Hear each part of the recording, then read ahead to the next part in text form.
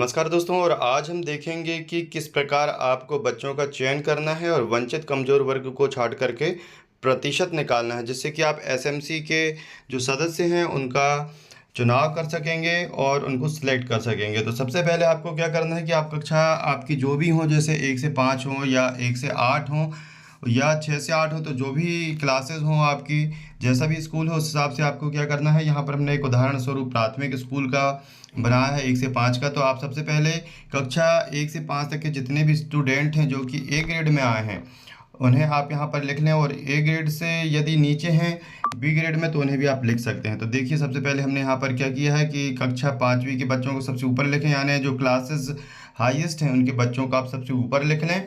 और इस बात का ध्यान रखना है कि आपको जो अध्यक्ष का चुनाव करना है वो उस कक्षा से करेंगे जिससे कि वो 2 साल का कार्यकाल पूर्ण कर सके। तो यहाँ पर हमने देखी, सबसे पहले यहाँ पर आप देख सकते हैं कि कक्षा 5वीं के बच्चों को लिख लिया है, और उनके साथ साथ यहाँ पर हमने उनकी कैटेगरी भी लिख ली है कि कौन एससी का है, कौन ओबीसी का है, कौन एसटी का है और कौन अन्य वर्ग का है। तो यहाँ पर आप देख सकते हैं हमने परसेंटेज लिख लिया है, उसके हिसाब से हमने यहाँ ग्रेडिंग निकाल ली है ए।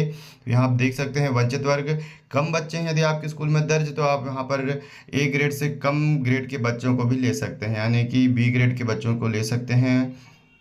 यहाँ पर देखिए, हमने सबसे पहले एक लिस्ट तैयार कर ली और यहाँ पर हमने ये भी लिख लिया है कि वंचित वर्ग कौन है, कमज़ोर वर्ग के कौन से हैं।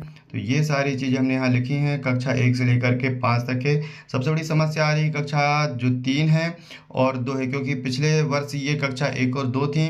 इस वर्ष इनका जो एग्ज़ाम हुआ है वो हुआ है होलिस्टिक रिपोर्ट कार्ड, यानी कि इनको HPC कार्ड मिले हैं जिसमें कि ग्रेडिंग नहीं है। लेकिन आपको ये अनुभव होगा आपके बच्चों को कि कौन सा बच्चा जो है वो अच्छा परफॉर्मेंस कर रहा है, कौन सा ए ग्रेड का या बी ग्रेड का हो सकता है। तो अनुमानता है यहाँ पर हमने इन बच्चों को ए और बी ग्रेड में बांट दिया है। तो इसी प्रकार हमने कक्षा 1, 2 और यहाँ पर यानी कि 3, यानी पहली, दूसरी, तीसरी को भी अनुमानित रूप से ए बी ग्रेड में बांट लिया है। लेकिन हम कोशिश करेंगे कि चयन हम जो है उन बच्चों का करें जो कि तीसरी या चौथी हो। जो चौथी के बच्चों का हम विशेषता देख लेंगे, क्योंकि चौथी के जो बच्चों के अभिभावक होंगे वो 2 वर्ष तक के रहेंगे। और यदि लॉटरी सिस्टम से होता है तो लॉटरी सिस्टम में आप देख सकते हैं कि जो भी बच्चा यहाँ पर अभिभावक चयनित होता है उसे हम निकालेंगे। तो यहाँ पर हम इन बच्चों के अभिभावकों को जो है, यदि ज़्यादा हैं आपके स्कूल में बच्चे तो लॉटरी सिस्टम से होंगे, यदि कम बच्चे हैं तो आप यहाँ पर स्वतः सेलेक्ट कर सकेंगे कि किन बच्चों को हमें यहाँ लेना है। और सबसे बड़ी बात यह है कि एक अभिभावक के यदि माता पिता हैं, यदि आप पहले महिला पुरुषों को चयनित करेंगे तो उसके पुरुषों को आपको छोड़ना पड़ेगा। लेकिन यदि कम बच्चे हैं आपके स्कूल में तो आप अंतिम स्थिति में फिर महिला जो आएंगी उसी कैटेगरी से, उसमें फिर आप पुरुषों का चयन भी कर सकते हैं। अब आप देखें कि किस प्रकार हमें प्रतिशत निकालना है। तो आपको एक प्रपत्र मिलेगा जिसमें कक्षा 1 से 5 या 1 से 8 के वंचित वर्ग के, कमज़ोर वर्ग के अन्य वर्गों को चयन करना है, उसको आप भर करके। और कुछ इस प्रकार आपका इसके बाद बनेगा कि वंचित वर्ग के कुल छात्र आपके 13 रहें। जैसे हमने एक उदाहरण जो दिया है कि वंचित वर्ग के कुल छात्र हमारे 13 हैं, कमज़ोर वर्ग के कुल छात्र 6 और अन्य वर्ग के हमारे पास कोई छात्र नहीं है। तो हमारा प्रतिनिधित्व केवल वंचित वर्ग और कमज़ोर वर्ग के छात्रों का रहेगा। और यदि आपके पास में अन्य वर्ग के कुल छात्र हैं तो उनकी संख्या भी आप यहाँ पर लिख सकते हैं। उसके बाद हमने कुल कर दिया कि हमारे स्कूल में कुल जो दर्ज संख्या है वो 19 है। अब हमें प्रतिनिधित्व प्रतिशत निकालना है कि प्रतिनिधित्व प्रतिशत किस प्रकार हम निकालेंगे। कि आप यहाँ पर देख सकते हैं कि हमें 13, 6 और यहाँ अन्य में 0 है, लेकिन कुल हमारे 19 हैं। तो 19 में से हमें प्रतिनिधित्व प्रतिशत निकालना पड़ेगा कि वंचित वर्ग के कितने प्रतिशत छात्र हैं और कमज़ोर वर्ग के कितने छात्र हैं। तो प्रतिनिधित्व आप किस प्रकार निकालेंगे वो देख लें। यहाँ सबसे पहले सूत्र जो लिखा है कि 100 गुणित वंचित वर्ग के छात्र बटे कुल छात्र।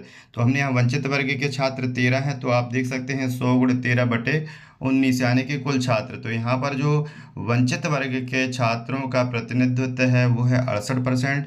फिर यहाँ पर हमने कमज़ोर वर्ग के छात्रों का प्रतिनिधित्व देखा तो 100 गुणित कमज़ोर वर्ग के छात्र और इसके बटे कुल छात्र। तो यहाँ पर 100 गुणित 6 बटे 19। इस प्रकार हमारा जो प्रतिनिधित्व प्रतिशत आया है वो आया है वंचित वर्ग का 68% और जो हमारा कमज़ोर वर्ग का है वो 32%। और यदि इसी प्रकार अन्य वर्ग के छात्र हैं तो उनका प्रतिशत भी आप ऐसे निकाल सकते हैं 100 गुणित अन्य वर्ग के छात्र बटे कुल छात्र। तो यहाँ हमारा 68 और 32 कुल 100% यानी कि 100 हो जाता है। अब हम जो सदस्य संख्या उसका निर्धारण करेंगे कि किस प्रकार सदस्यों की हमें चयन करना है। तो कुल अभिभावक सदस्य संख्या जो है हमें 14 लेनी है, यानी कि 14 यहाँ अभिभावक के सदस्य एसएमसी के होंगे।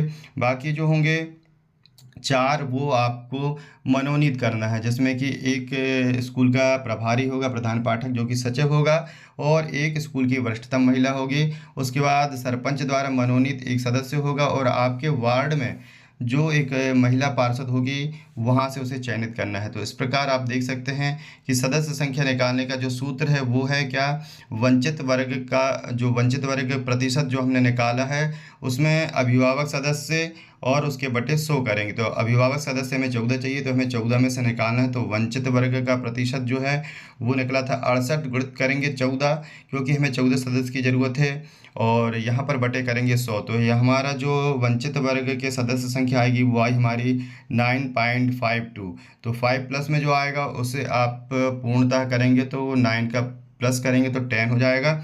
इसके बाद यहाँ पर देखिए कमज़ोर वर्ग का जो हमने सदस्य संख्या निकाली वो है 32। हमारा जो है यहाँ देख सकते हैं आप, ये प्रतिशत निकला था, और इस प्रतिशत को हमने यहाँ रख दिया है, उसमें गुणित 14 करेंगे बटे 100 करेंगे।